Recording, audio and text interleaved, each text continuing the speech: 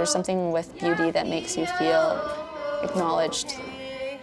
I try to do that with all the stuff I'm doing, so kind of make it beautiful. We'll change right now. Just heal my community through beauty, and I think that's my true calling.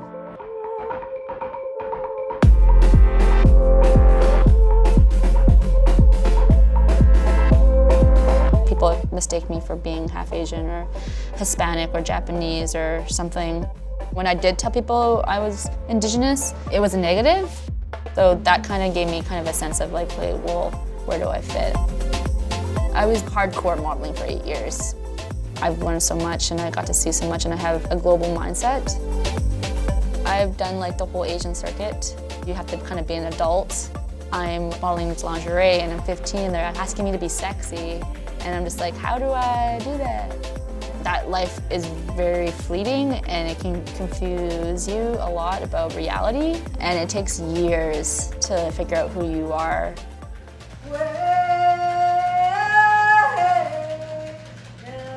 My mom was a teenage mother. A lot of my time I grew up spending with my grandmother. Me leaving my home meant I got to get out of a negative situation. My mom has a tendency to drink. She was emotionally not there all the time, and I felt a lot of time that I had to take care of my mother.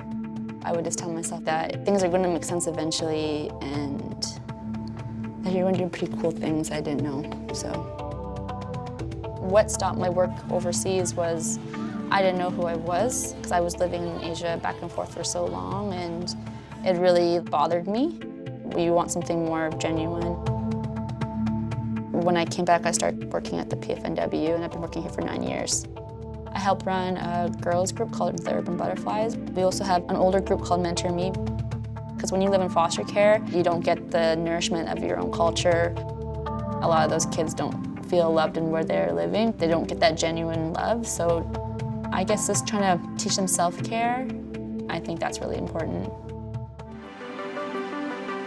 I do fashion shows and use Indigenous fashion design to get them connected, because culture saves lives in a big way. Before that, I felt like I was kind of dreaming in a dream state for like a good 5-6 years. I haven't felt connected or awake. So when I started working with families and kids and stuff like that, I think that's when I kind of came home. I just kind of want to flip the script a bit, and I want to make sure that my kids feel like it's okay to be Indigenous. Finally fitting in, and fitting in a place, it feels really amazing. You don't see Native people unless it's like a sad story, or I just want Indigenous people in a positive light, and that's what I'm working towards.